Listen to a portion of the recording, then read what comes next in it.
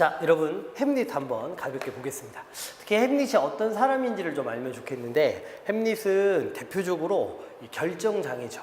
가장 유명한 대사가 그거 아닙니까? 사느냐 죽느냐 그것이 문제로다. 그래서 햄릿 같은 사람을 보통 뭐라고 이야기하냐면, 결정장애 요거를 우유부단하다 그래요. 우유부단. 그래서 여러분 햄릿이란 인물이 우유부단한 사람이라는 걸 좀 생각하시고 이 작품을 함께 보도록 하겠습니다. 자, 앞부분의 줄거리 볼게요. 되게 충격적이지. 12세기경 덴마크 왕국에서 왕이 갑자기 죽고 왕의 동생인 클로디어스가 왕 위에 오른다. 죽은 왕의 아들인 햄릿은 아버지의 죽음과 삼촌인 클로디어스의 왕위 계승, 그리고 어머니 거투루드와 클로디어스의 결혼이라는 이딴 사건 속에서 괴로워한다. 그러니까 동생이요, 사실은 형을 죽이고 형수였던 여자와 결혼하면서 왕위를 계승한 거죠. 어느 날 아버지의 혼령이 나타나 클로디어스가 자신을 독살했다는 사실을 전하며 복수를 명령한다. 충격과 분노로 평정을 잃은 햄릿은 클로디어스의 악행을 밝혀내기 위해 미친 것처럼 행동한다. 이렇게 되어 있습니다. 산막 1장. 아련실밖의 복도. 벽에는 휘장이 드리워져 있다. 중앙에는 탁자가 놓여 있고 한쪽 구석에는 십자가가 달린 기도용 책상이 놓여 있다. 왕과 왕비 등장. 그 뒤에 폴로니어스, 로젠크랜스, 그 다음에 길덴스턴이 등장. 좀 뒤에 오피리아 등장. 이렇게 돼 있죠. 결국 어떤 방법을 써봐도 끝내 알아낼 수 없었단 말이지 그랬죠. 지금 여기 왕은 삼촌인 클로디어스죠. 그러니까 삼촌은 자기가 못된 짓을 했었기 때문에 햄릿이 혹시 그 진실을 알고 있지 않을까 의심하고 있는 것입니다. 도대체 햄릿이 어째서 그렇게 낙심하고 위험스러운 광태를 부리며 조용한 나날을 소란하게 하는지를, 스스로도 이상이 생겼다는 걸 인정하고 계십니다. 그러나 무엇 때문에 그렇게 되셨는지는 도무지 내색을 하지 않습니다. 게다가 탐지당하기 싫으신 모양인지 진상을 자백시키려고 꾀어도 슬쩍 미친 사람처럼 가장해서 교묘하게 회피해버립니다. 반갑게 맞아주던가 아주 점잖게 대해주셨습니다. 그러나 마지못해 하시는 것 같았습니다. 자진해서는 별로 말씀을 안 하셨지만 묻는 말에는 또 아주 선선히 대답하셨습니다. 무슨 오락이라도 권해보았소? 엄마 입장에서는 기분 전환이라도 좀 도우려고. 실은 마침 여기 오는 도중에 배우 일행을 만났기에 그 말씀을 아뢰었더니 왕자님께서 퍽 반가워하셨습니다. 일행은 지금 성 안에 와 있습니다. 아마 오늘 밤 왕자님 앞에서 연극을 하게 되는 모양입니다. 근데 여러분, 햄릿이 이 배우들을 반겼던 이유가 있죠. 학교에서 배우셨겠습니다만 이 삼촌, 지금은 왕이 되어 있는 클로디어스, 그리고 엄마, 왕비, 이런 사람들의 속을 떠보기 위해서 아버지의 죽음을 연극으로 꾸며가지고 그걸 이제 사람들 앞에서 보여주려고 하는 거죠. 그렇습니다. 그리고 전하와 왕비님께 없어도 부디 관람하시도록 신더러 청하라고 말씀하셨습니다. 그쵸? 봐야 되죠. 사실은 이들이 타겟이고 목표지. 그치? 관람하고 말고. 그의 마음이 그처럼 변해간다고 하니 아무튼 반가운 일이다. 자, 그럼 어서들 가서 자주 권유해서 이런 오락에 마음이 끌리도록 노력해 보아라. 노력해 보겠습니다. 로젠크랜스와 길덴스턴은 퇴장했습니다. 여보, 거투르드, 이제는 좀 들어가 있으시오. 실은 좀 은밀히 햄릿을 이리 불러놓아서 여기서 우연히 만나는 것처럼 오피리아와 만나게 하자는 것이요. 그의 부친과 나는 떳떳이 탐색할 수 있는 입장이니까 여기 숨어서 두 사람이 만나는 장면을 충분히 살펴보고 그 행동으로 미루어 과연 병의 원인이 사랑 때문인지 아닌지를 판단해 보아야겠어. 의심이 많은 사람이네요. 분부대로 하지요. 그런데 오피리아, 다행히도 네 용모의 아름다움이 햄릿이 실성하게 된 원인이기를 바란다. 이번에는 내 인격의 힘으로 햄릿을 다시 온전한 사람으로 만들어 두 사람 다 위신이 서도록 해주기를 부탁한다. 저도 그러기를 바라옵니다. 왕비는 퇴장했습니다. 오피리아, 여기서 서성거리고 있거라. 왕에게 황공하옵니다만 같이 숨으시지요. 다시 오피리아에게 이 책을 읽고 있거라. 기도용 책상에서 책을 집어 오피리아에게 준다. 그렇게 책에 몰두한 것처럼 가장하고 있으면 이상스럽게 보이지는 않을 게다. 이건 마귀의 본성에다가 제법 경건한 듯한 가면과 가장을 가지고 사탕발림을 하는 수작이랄까? 죄스러운 일이기는 하나 세상에 흔해 빠진 사실이거든. 이렇게 돼 있죠. 그러니까 지금 햄릿을 우연히 마주친 것처럼 연기를 하려고 하는 거지. 과연 그렇다. 근데 여러분 거기 방백이라고 나와 있죠. 그거 별표 쳐두시고 방백은 독백과 좀 달라요. 그러니까 마음속으로 하는 말 뭐 이런 거 같은 거예요. 그러니까 마치 연극이 일시 정지된 것처럼, 그리고 방백을 하는 배우, 그 여기서는 왕이죠. 이 왕만 이야기를 하는 것처럼. 그래서 왕의 이야기가 옆에 있는 다른 배우들, 다른 연기자들에게는 들리지 않는다고 생각하고 관객만 방백을 하고 있는 배우의 속마음을 듣는 거라고 상황을 가정하는 거예요. 알겠지?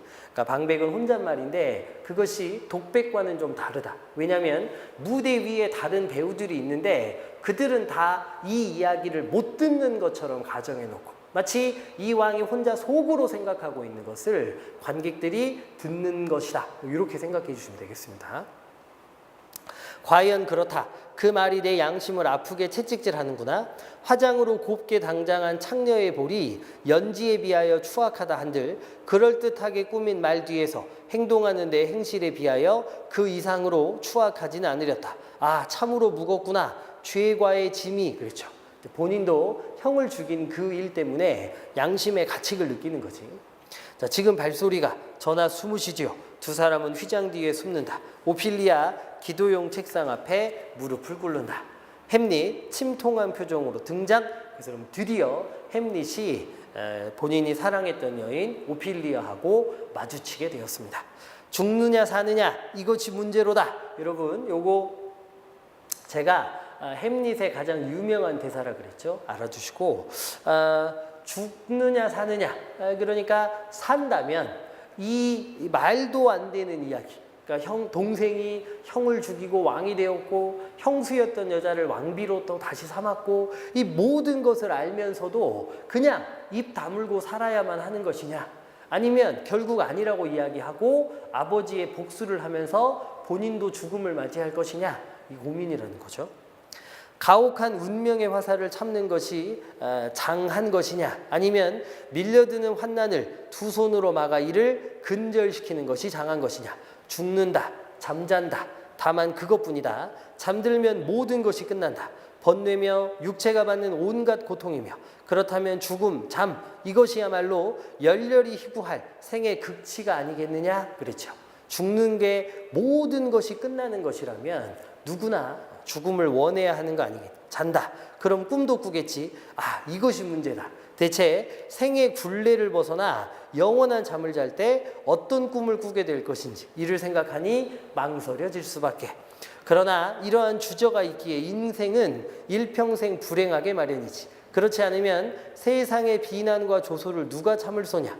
폭군의 횡포와 세도가의 모욕을, 불성실한 사랑의 고통과 무성의한 재판을, 관리들의 오만을, 유덕한 사람이 받아야 할 소인배의 불손을 대관절 누가 참을 소냐.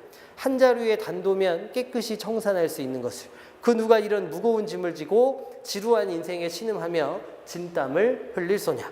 사후의 불안과 나그네 한 번 가면 영영 못 돌아오는 미지의 세계가 결심을 망설이고 하고 이래서 미지의 저 세상으로 날아가느니 차라리 이대로 현재의 환난을 참게 마련이지. 결국 이러한 분별심 때문에 우리는 모두 겁쟁이가 되고 생생한 혈색을 가진 우리의 결심 위에는 창백한 병색이 드리워져 의기충천하던 큰 뜻도 마침내 발길이 어긋나 실행의 힘을 잃고 말거든. 가만히 있자. 아름다운 오피리아, 오 숲의 여신님 기도 중이시오. 제발 내 죄도 빠뜨리지 마시고 같이 좀 기도해 주시오. 오피리아를 발견한 거죠. 왕자님 그동안 안녕하셨어요? 황송하오 태평 무사태평합니다. 저에게 주신 사랑의 선물들을 도로 돌려보내야 한다고 생각하면서도 이날까지 간직하고 있습니다. 자 이제 부디 받아주세요. 아니요 나는 아무것도 선물한 적이 없소. 아이 참 왜 그런 말씀을 뻔히 아시면서 그때는 그처럼 그윽한 말씀까지 있어 그 선물이 더욱더 값지게 생각되었으나 그윽한 말씀은 사랑한다는 말이겠죠. 이제는 그 향기도 사라졌으니 도로 가져가세요.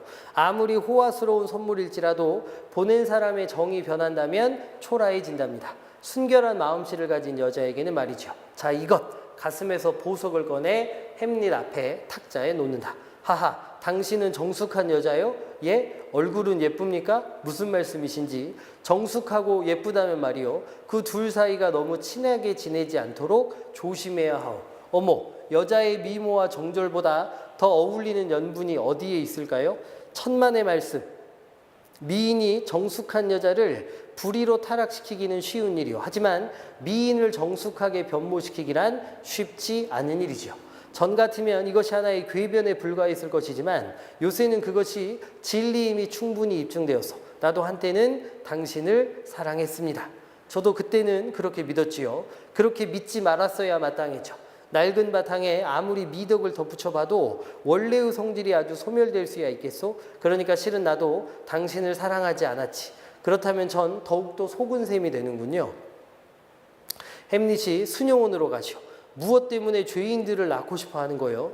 이래도 나 자신은 꽤 성실한 인간이다. 하지만 차라리 어머니가 날 낳아주지 않았더라면 싶을 정도로 나는 온갖 죄를 스스로 깨닫고 있어.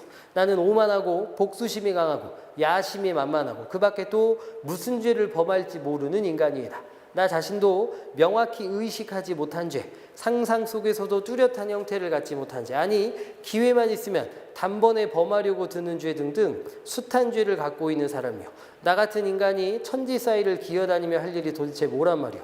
우리는 모두 대악당들입니다. 아무도 믿지 마시오. 수녀원으로 가시오. 가. 이렇게 돼 있죠.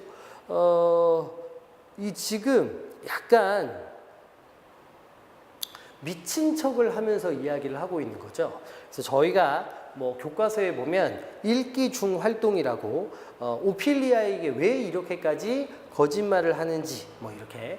근데 사실 햄릿은 자신의 운명이 비극적으로 결국 아버지의 복수를 하며 자신도 죽을 수 있다는 것을 알고 있기 때문에 오피리아하고 깊은 관계를 맺고 싶지 않은 거죠.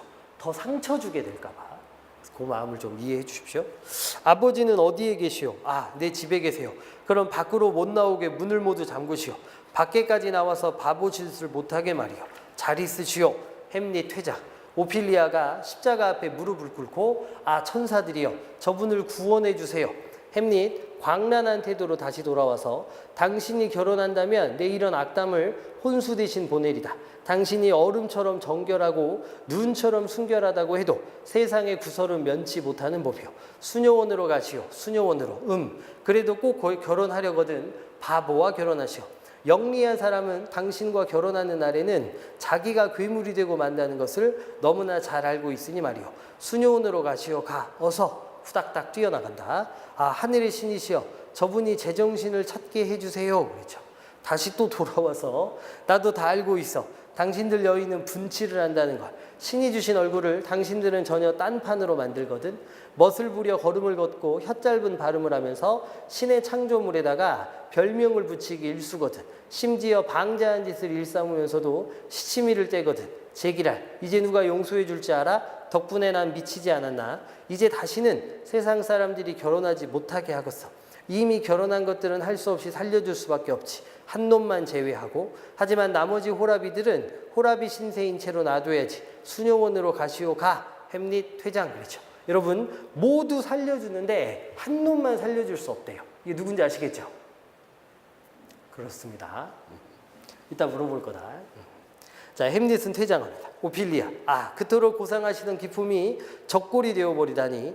왕자답고 용사다우며 학자다운 눈초리와 칼솜씨와 교양을 가지셨던 분, 나라의 꽃 풍속의 거울, 예절의 모범으로서 만인이 우러러보던 햄릿 왕자님이 이렇게 되고 말 줄이야. 그리고 이 오피리아는 세상 여자들 중에서 가장 괴롭고 불쌍한 처지가 아닌가. 다디단 꿀맛 같던 그분의 맹세를 빨아먹곤 하던 것이 이제는 맑고 장하시던 이성의 조화와 아름답게 울리는 종소리 같던 이성의 조화는 간데 없고 어지럽고 시끄러운 소음뿐이네. 피할 바 없는 꽃 같던 청춘의 용모와 자태도 광란의 도끼를 맞고 순식간에 시들고 마셨네. 아, 이렇게 슬픈 일이 어디에 있나.